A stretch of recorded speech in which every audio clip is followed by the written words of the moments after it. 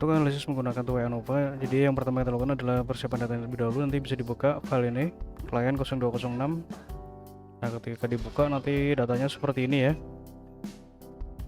Nah, jadi datanya itu kan tadinya seperti ini. Ini seperti ini bentuknya terpisah-pisah. Kemudian kita susun dulu menjadi bentuk vertikal ya, seperti ini. Jadi di sini ada dua kelompok data, yaitu absorpsi dan desorpsi. Nah, seperti ini ya, kita susun menjadi bentuk vertikal.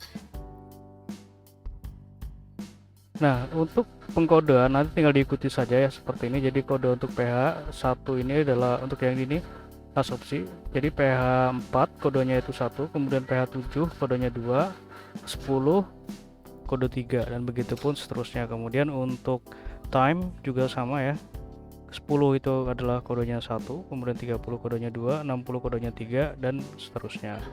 Dan untuk yang desorpsi itu sama saja ya, caranya seperti tadi, nanti tinggal disesuaikan saja karena di sini ada perbedaan di time-nya. Nah, setelah seperti ini kita buat susunan seperti ini ya, untuk mempermudah kita mengcopy data ke aplikasi SPSS. Oke, nah ini tandanya data sudah siap. Kita buka aplikasi SPSS. Nah, di sini saya menggunakan SPSS versi 30, namun ini bisa dipakai di versi berapapun ya, sama saja. Kita masuk ke variable view. Nah, ini kita copy ya. Nah, ini kita copy. Kita paste di name. Ya, seperti ini. Kemudian kita copy juga keterangannya ini ya. Copy, kita paste di label. Nah, selanjutnya adalah kita masukkan ini ya. Kita masukkan pengkodean dari ini. Oke, kita masukkan caranya. Nah, pertama kita lihat dulu di sini. Yang kita kode pertama ini adalah absorpsi pH. Nah, ini ya. pH absorpsi. Nah, kodenya kita masukkan di sini di value. Kita klik di value. Karena ini ada berapa pH-nya, ini ada 3 ya, maka kita buat 3 di sini. 1 2 3. Nah, value 1 2 3 seperti ini. Kemudian labelnya kita copy ini. Kita copy, kita paste di sini. Nah, seperti ini ya, supaya lebih cepat.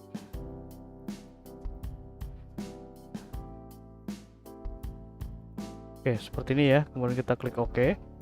Selanjutnya adalah kita masukkan untuk yang time. Sama caranya ya seperti tadi. Jadi untuk time di sini ada 5. Kita buat 5. 1 2 3 4 5. Nah, labelnya kita masukkan. Jadi time 1 ini adalah kode untuk 10, time 2 ya. Ini value 2 untuk kode time 30. Nah, seperti ini. Dan time 5 ini adalah 120. Nah, ini kita bisa oke. Selanjutnya adalah kita masukkan data penelitian. Jadi untuk yang desorpsi nanti caranya sama saja ya, seperti tadi, tinggal diulang saja. Nah, kita masukkan ini. Jadi misalkan ini setelah kita coding ya. Nah, ini kita tinggal copy saja yang ini, yang kode dan ini ya, dan pp-nya. Seperti ini kita copy. Nah, kemudian kita ke data view. Nah, ini kita paste di sini. Nah, seperti ini ya. Oke, seperti ini. Nanti tinggal dilanjutkan untuk yang desorpsi sama ya, caranya seperti tadi. Kita coding dulu. Kemudian setelah di coding baru kita paste datanya di SPSS. Nah, untuk mempercepat waktu, saya buka yang sudah selesai ya, sudah selesai dikodingkan. Nah, seperti ini ya. Dan ini ada filenya di data yang kemarin saya kirim. Nah, setelah seperti ini, yang pertama kita lakukan adalah kita menguji ini ya. Kita menguji nilai normalitasnya terlebih dahulu. Nah, untuk normalitas di sini kita menggunakan Kolmogorov-Smirnov. Caranya klik analyze ya. Analyze, kemudian pilih menu deskriptif, lalu explore. Nah, seperti ini. Lalu kita masukkan ini ya. kita masukkan pH dan time ke sini, ke factor list. Nah, lalu kita masukkan ini pp20 dan pp50 ke dependent list. Nah, ingat kita di sini melakukannya bertahap ya, sesuai dengan kelompok datanya. Nah, ini yang kita uji adalah absorpsi terlebih dahulu. Lalu kita klik OK. Sebelumnya kita klik plots dulu. Nah, ini kita bisa lepas centangnya, kita pilih untuk box plotnya none, kemudian kita centang normality plot with test, continue, lalu klik OK.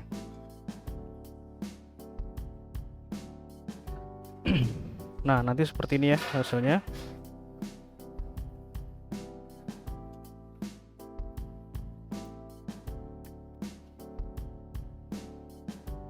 Nah, ini untuk uji normalitasnya. Di sini nanti akan ada dua output.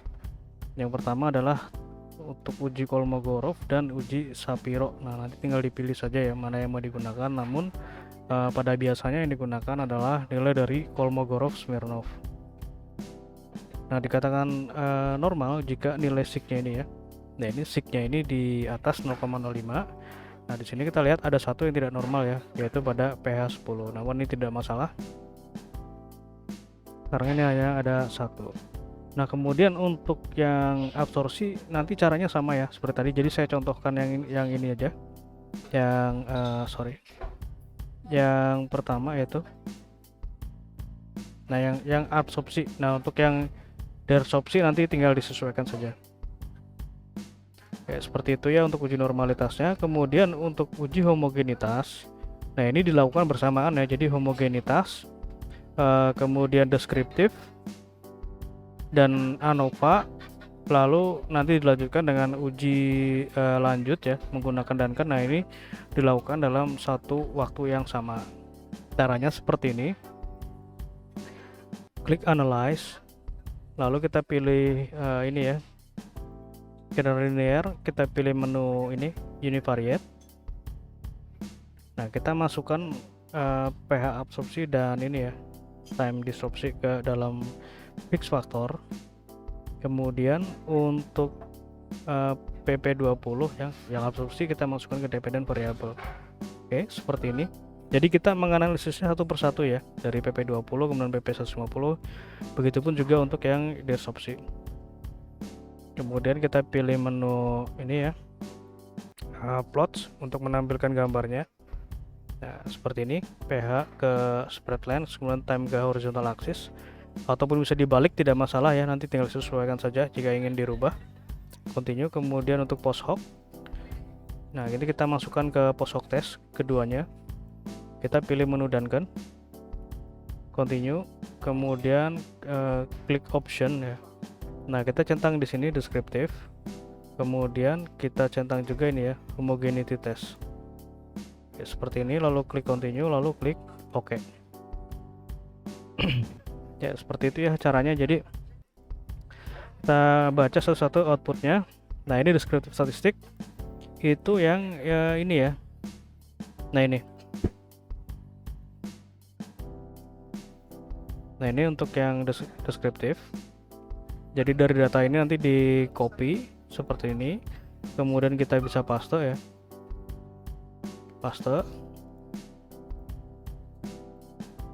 Nah, seperti ini, lalu diinterpretasikan.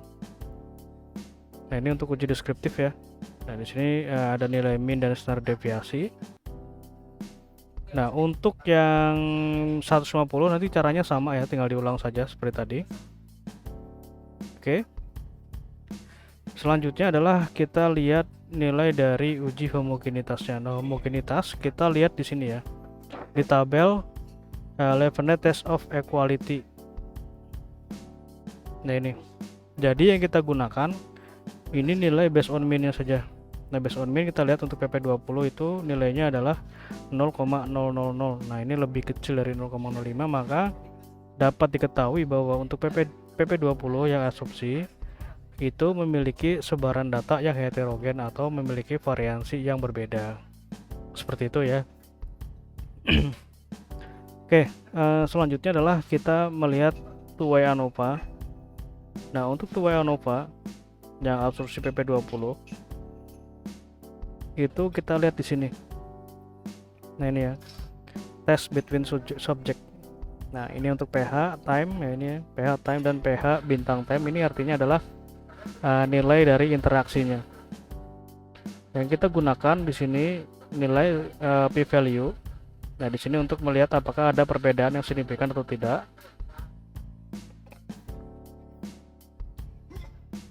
Nah kita bisa lihat.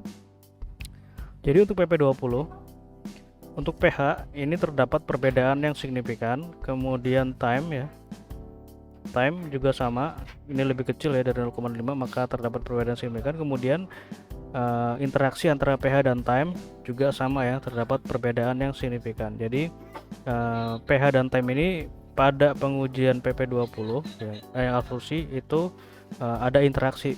Artinya pH dan time ini keduanya ya, ketika disatukan itu mampu mempengaruhi nilai dari absorpsi.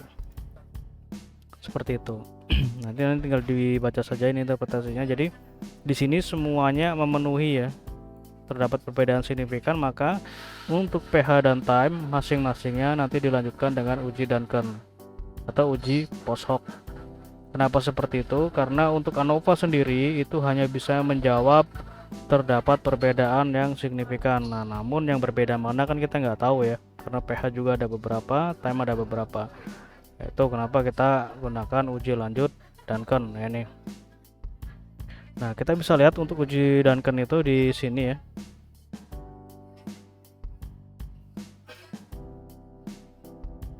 Nah, ini untuk PP20. Jadi di sini tampilannya disesuaikan ya menggunakan subset seperti ini supaya lebih mudah untuk diketahui dan lebih mudah untuk dibaca.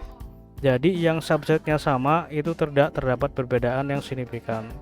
Nah kita lihat ya, untuk pH 4 dan pH 7 itu subsetnya sama, artinya keduanya ini tidak terdapat perbedaan yang signifikan. Yang berbeda signifikan mana adalah pH 10, karena ini subsetnya B dan ini nilainya paling besar.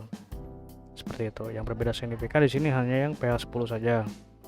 Nah, kemudian untuk yang time kita lihat ya. Time untuk 10 dan 30 ini tidak terdapat perbedaan yang signifikan ya, karena subsetnya sama. Nah, B ini terdapat perbedaan yang signifikan. Ya, ini ya subsetnya B. Nah, kemudian 90 dan 120 itu tidak terdapat perbedaan yang signifikan ya, karena subsetnya C. Jadi artinya 90 dan 20 ini dianggap sama secara statistik. Jadi yang berbeda itu adalah ini ya, 10 30 ini sama, 60 ini berbeda, 90 20 ini sama. Nah, seperti itu ya untuk pengujiannya. Kemudian untuk grafiknya nanti ini ya. Nah, ini untuk grafiknya nanti tinggal di copy saja seperti tadi kita copy lalu kita paste di Excel, kemudian nanti bisa dirubah sendiri sesuai dengan seleranya ya, mau diganti warnanya atau bentuknya seperti itu. Oke, seperti itu ya untuk pengujiannya. Jadi untuk yang selanjutnya di sini ada beberapa ya, ada yang PP 150 dan dari nilai ini dan dari nilai desorpsi itu nanti sama saja pengujiannya, tinggal diulang dari langkah yang sudah saya jelaskan tadi. Oke, sekian dan terima kasih.